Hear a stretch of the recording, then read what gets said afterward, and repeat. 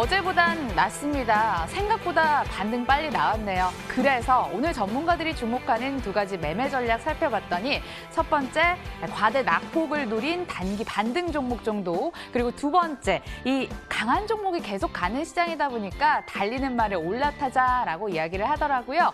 2,000개 넘는 종목 중에 딱 그런 종목들 있습니다. 전문가들의 포트폴리오 전략 궁금하시죠? 참고해 보시고요. 저희 오늘 출발해 보도록 하겠습니다. 개미 탈출 프로젝트 W, 고! 고!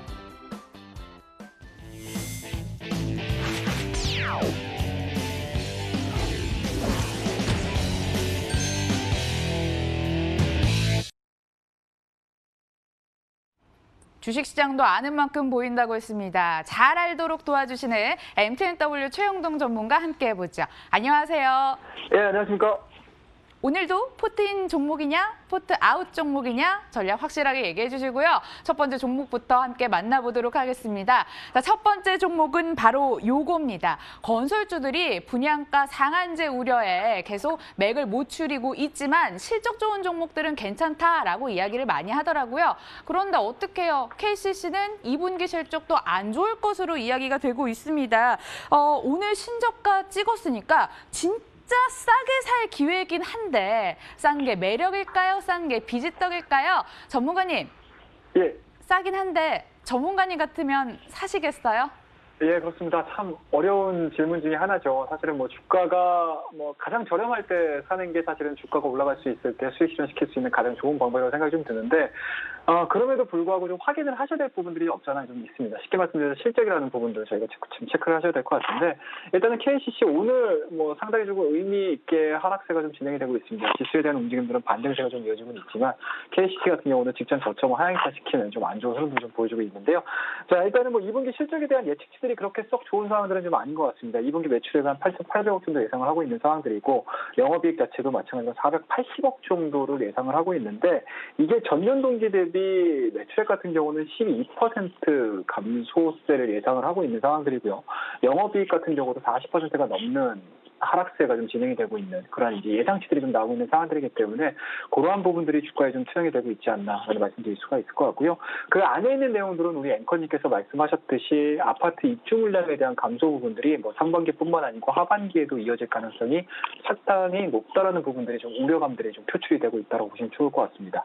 자, 그와 더불어서 KCC를 좀 끌어올릴 수 있는 해외 시장에 대한 부분들일 것 같은데, 특히 이제 중국 시장일 것 같아요. 중국 시장에 대한 이제 컨테이너 도료에 대한 매출 감소 부분들이 좀 진행이 되고 있어서 국내 시장뿐만 아니고 해외 시장 쪽에서에 대한 매출 감소가 동시에 좀 이어지고 있는 상황들이다. 그렇다고 되면은 주가가 현재 올해 4월 달에 36만 원대 주가 자체가 지금 23만 원대까지 빠졌다라는 부분들은 앞서 언급하셨듯이 실적에 대한 부분들, 그리고 실적 우려감들, 그리고 향후 과연 이 종목이 나아질 수 있을까에 대해서 시장에서는 상당 부분 좀 고려를 많이 하고 있는 것 같아요. 그런 측면에서 보시게 되면 일단은 실적을 확인하고 들어가시는 게 가장 좀 합리적이지 않을까라는 말씀드릴 수가 있으니까, 일단은 2분기 실적에 대한 우려감들은 다소 반영이 됐습니다. 그렇다고 되면 3분기 실적에 대한 부분들이 과연 주가를 지켜줄 수 있을 것이냐, 반등에 대한 시그널들을 좀 보여줄 수 있을 것이냐라는 부분들을 좀 타감을 하셔가지고 매매가 좀 진행이 되셔야 되는 상황들이기 때문에, 일단은 KCC 오늘자에 대한 직전 저점에 대한 돌파 흐름들, 그러니까 하향 돌파겠죠. 하향 돌파에 대한 흐름들,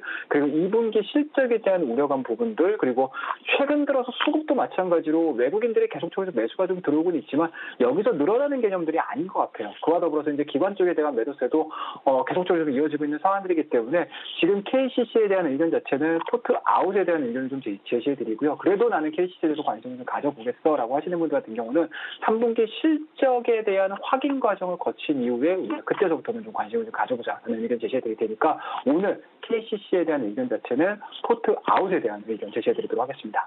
그래도 나는 KCC야 하시는 분들은 3분기 이후에나 좀 가능하겠다라고 얘기를 해주셨습니다. 포트 아웃 의견 찍고요. 두 번째 종목 콜마 B&H가 준비가 돼 있습니다. 반가운 어닝 서프라이즈 소식을 저희에게 전해주었습니다. 그런데 호실적에 주가가 급등합니다. 실적에 반응을 하는데 너무 빨리 반응을 해서요. 이렇게나 반응할 일이야 싶겠지만 시장에 워낙 먹을 게 없기 때문에 실적주 민감하게 반응하는 것 같습니다.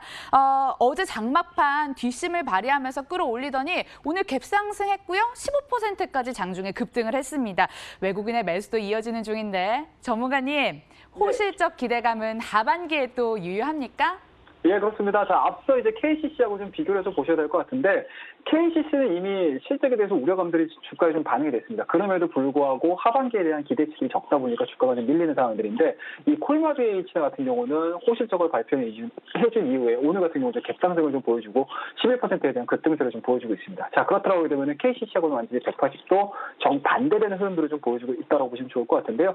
일단은 지배주주 지분에 대한 순이익 자체가 46%대의 급상승을 좀 보여줬습니다. 뭐 그에 따라서 시장에 대한 기대치를 좀 충족해주는 그런 실적을 좀 발표해줬습니다. 자, 그런 측면에서 보시게 되면은 과연 하반기에 콜마 BH를 더 끌어올릴 수 있는 요소가 있느냐를 좀 참 판단을 내리셔야 될 것 같은데, 일단은 기본적으로 건강기능식품에 대한 매출액 부분들이 상당히 좀 긍정적으로 성장을 해주고 있는 상황들이고, 화장품 부분들도 마찬가지로 14% 이상의 성장을 좀 보여주고 있는 상황들이었습니다. 뭐 그런 부분들로 좀 보시게 되면 그동안에 과연 성장할 수 있을까에 대한 의문부호가 좀 붙었던 종목군들에 대한 좀 먹구름이 좀 거치는 그런 실적을 발표해줬다. 그렇다고 되면 추가적으로 오히려 하반기에는 조금 더 이러한 사업 부분에 대한 성장이 이어져 준다라고 하게 되면은 주가는 조금 더 상승에 대한 가능성들이 좀 열려 있지 않겠느냐라는 부분들에 대해서 시장에서 굉장히 좀 크게 평가를 내리고 있지 않나라는 말씀드릴 수가 있을 것 같고요. 좀 마지막으로 좀 보셔야 될 부분들은 일단은 애텀입니다.